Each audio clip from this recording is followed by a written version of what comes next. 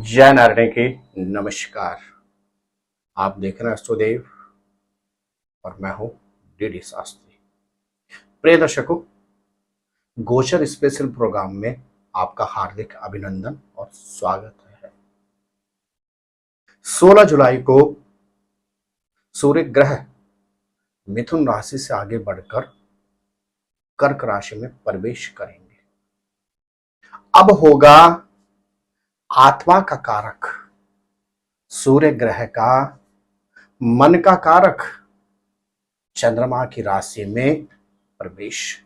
जी हां प्रिय दर्शकों, मान सम्मान, यश, प्रतिष्ठा, मानसिक समृद्धि के साथ राजनीतिक सत्ता, हर तरह से सुख और समृद्धि के कारक सूर्य ग्रह राशि में महत्वपूर्ण परिवर्तन करने जा रहे हैं। प्रिय दर्शकों, प्रत्येक माह सूर्य ग्रह राशि परिवर्तन करते हैं और एक राशि से दूसरी राशि में प्रवेश करते हैं। जिस अवधि में सूर्य ग्रह एक राशि से निकलकर दूसरी राशि में प्रवेश करते हैं उस अवधि को कहा जाता है संक्रांति।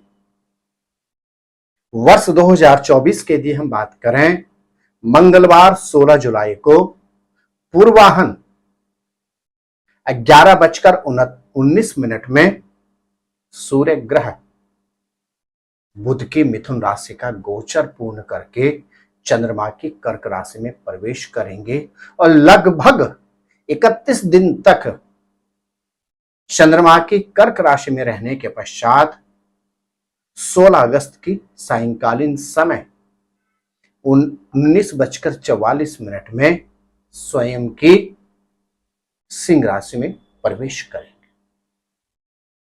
प्रिय दर्शकों, ज्योतिषीय पृष्ठभूमि की यदि हम बात करते हैं, सूर्य को पिता का कारक माना जाता है।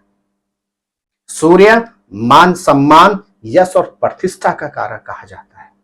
सूर्य आत्मा का कारक भी होता है। सूर्य ही राजनीतिक सत्ता का कारक भी होता है। यहां तक कि उच्च पद और प्रतिष्ठा का कारक भी सूर्य ग्रह ही है।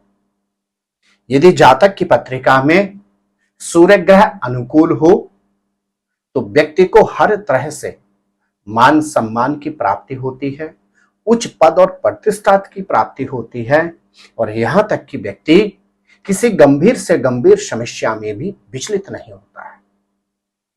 ठीक इसके विपरीत यदि जातक की पत्रिका में सूर्य ग्रह की स्थिति प्रतिकूल हो तो व्यक्ति सबसे पहले मानसिक तौर पे कमजोर होता है, पिता का पूर्ण रूप में सुख प्राप्त नहीं हो पाता है अथवा पिता से उस व्यक्ति के अत्यधिक मतभेद होते हैं। राजनीतिक प्रशासनिक क्षेत्र में व्यक्ति को बारंबार पराजय का सामना करना पड़ता है और यहां तक कि नेकी करें और ज्योति खाएं की परिभाषा भी व्यक्ति के ऊपर कृतार्थ चरितार्थ होती है। प्रिय दर्शकों, 16 जुलाई को ही जैसे सूर्य ग्रह कर्क राशि में प्रवेश करेंगे, यह अवधि होगी श्रावण संक्रांति की पुण्य बेला। वर्ष 2024 के लिए हम बात करते हैं तो पूर्वाहन समय 11:19 में सूर्य ग्रह प्रवेश करेंगे मेष राशि में। सूर्य ग्रह प्रवेश करेंगे कर्क राशि में और यही शुभ समय होगा जो रहेगी श्रावण संक्रांति या कर्क संक्रांति। अब आपकी राशि के अनुसार इस पे चर्चा करेंगे कि सूर्य ग्रह का गोचर में इस परिवर्तन से आपके किस भाव में प्रवेश करेंगे और आपके किस क्षेत्र में सूर्य ग्रह का सर्वाधिक प्रभाव होगा और क्या आपको इस अवधि में सूर्य ग्रह के उपाय करने हैं।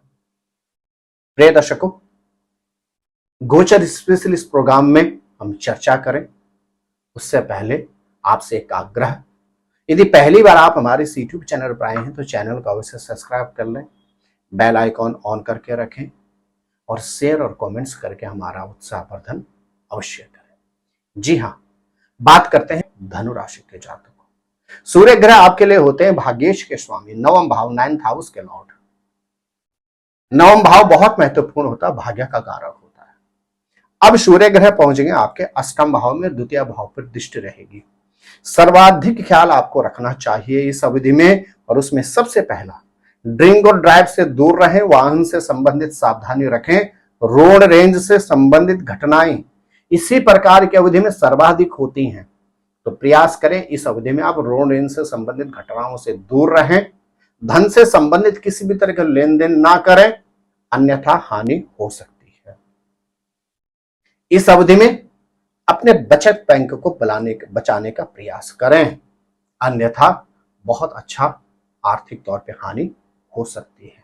आपको इस अवधि में प्रत्येक रविवार के दिन तांबे के बर्तन में गुड़ और गुड़ के साथ गेहूं रखकर किसी धार्मिक स्थल पर अर्पण कर देना चाहिए। आपको सूर्य ग्रह से संबंधित दुर्ग्रहों का दुर्परिणामों से निवृत्ति प्राप्त होगी। मेरे प्रिय मकर राशि के जातक, सूर्य ग्रह आपके लिए होते हैं अष्टमी के स्वामी। अब सूर्य पहुंच गए आपके सप्तम भाव में। आपके ग्रह नक्षत्र स्पष्ट परिभाषा में कहते हैं इस अवधि में आपको अपने दांपत्य जीवन पर सर्वाधिक संतुलन बनाए रखना होगा। इस अवधि में आपके अपने पार्टनर के साथ मतभेद हो सकते हैं, व्यापार के साझेदार के साथ भी मतभेद हो सकते हैं। शारीरिक क्षेत्र में आपको किसी गंभीर समस्या का सामना नहीं करना पड़ेगा। हाँ, आपकी वाणी, आपका ओवर कॉन्फिडेंस आपको परेशान कर सकता है, इसलिए इस अवधि में आपको अपनी वाणी पर नियंत्रण रखना होगा। अति आत्मविश्वास से बचें, आत्मविश्वास आपको बनाए रखना होगा। व्यापारिक क्षेत्र में उन्नति के योग बनते हैं, लेकिन अपने व्यवसायिक साझेदार के साथ अपने संबंध मधुर रखें।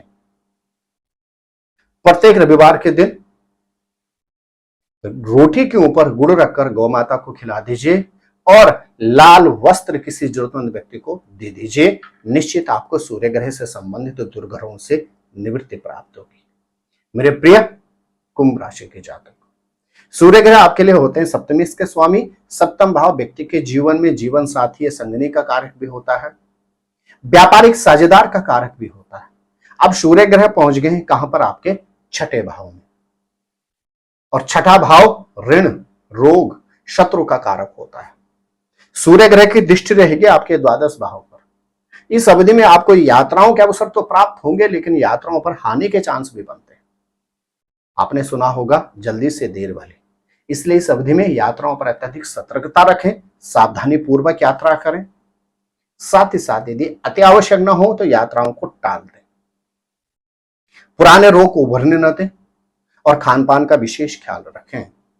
आपके ग्रह नक्षत्र कहते हैं इस अवधि के अंदर थोड़ी सी यदि सावधानी घटी, चाहे वाहन से संबंधित हो, शारीरिक क्षेत्र में हो, किसी भी तरह के मतभेद वाद विवाद के क्षेत्र में हो, तो आपको गंभीर परिणाम भुगतने पड़ सकते हैं। क्या करें कुंभ राशि के जातक? प्रत्येक रविवार के दिन प्रयास करें तांबे के बर्तन में लाल फल रखकर किसी जरूरतमंद व्यक्ति को दे दीजिए। आपको सूर्य ग्रह से संबंधित दुष्परिणामों से निवृत्ति प्राप्त होगी। मेरे प्रिय मीन राशि के जातक, 16 जुलाई से लेकर 16 अगस्त तक सूर्य ग्रह रहेंगे आपके पंचम भाव में, और सूर्य आपके लिए होते हैं षष्ठेश के स्वामी। आपके लिए सूर्य का यह गोचर हर तरह से उन्नति और समृद्धि का कारक है। मीन राशि के जातक जो अविवाहित हैं और विगत लंबे समय से विवाह के लिए प्रयासरत थे, इस अवधि में आपका विवाह फाइनलाइज मैटेरियलाइज होने के पूरे चांसेस हैं। जो विवाहित व्यक्ति हैं और विगत लंबे समय से संतान के क्षेत्र में प्रयासरत थे, इस अवधि में उनको संतान से संबंधित शुभ समाचार की प्राप्ति हो सकती है। आर्थिक क्षेत्र में उन्नति के योग बनते हैं। इनकम ऑफ सोर्स बढ़ सकते हैं, अर्थात आपके इनकम के और भी स्रोत बन सकते हैं। और यहां तक कि आपके ग्रह नक्षत्र कहते हैं इस अवधि के अंदर आपका बैंक बैलेंस भी सुनिश्चित है, बढ़ेगा ही बढ़ेगा। प्रिय मीन राशि के जातक, आप इस अवधि में प्रत्येक रविवार के दिन सूर्य ग्रह को अर्घ्य अर्पण करें, आदित्य हृदय स्तोत्र का पाठ करें, लाल रोली हमेशा हाथ में बांध के रखें। सूर्य ग्रह का आपको विशेष आशीर्वाद प्राप्त होगा। प्रिय दर्शकों, यदि आप अपनी जन्म पत्रिका, अपने किसी पारिवारिक सदस्य की जन्म पत्रिका से संबंधित विश्लेषण प्राप्त करना चाहते हैं, अपने घर, फैक्ट्री, ऑफिस या किसी भी तरह के व्यवसायिक स्थल का वास्तु निरीक्षण करवाना चाहते हैं, तो नीचे दिए गए नंबरों पर संपर्क करके टेलीफोनिक कॉल के माध्यम से अपनी अपॉइंटमेंट बुक करवाकर दिल्ली या नोएडा हमारे ऑफिस में आकर, अथवा टेलीफोनिक कॉल के माध्यम से आप अपनी शंका का उचित परामर्श प्राप्त कर सकते हैं। प्रिय दर्शकों, यदि पहली बार आप हमारे यूट्यूब चैनल पर आए हैं तो चैनल को अवश्य ही सब्सक्राइब करें, बेल आइकन ऑन करके रखें, ताकि प्रत्येक वीडियो जो कि होता है ज्योतिष, आध्यात्म, रुद्राक्ष, वास्तु, गोचर, नित्य पंचांग के साथ राशिफल पर आधारित प्रत्येक वीडियो की आपको सबसे पहले नोटिफिकेशन प्राप्त हो सके। और शेयर और कमेंट्स करके हमारा उत्साहवर्धन अवश्य करें। आप स्वस्थ रहें, मस्त रहें, अपना ख्याल रखें। जय नारायण की नमस्कार।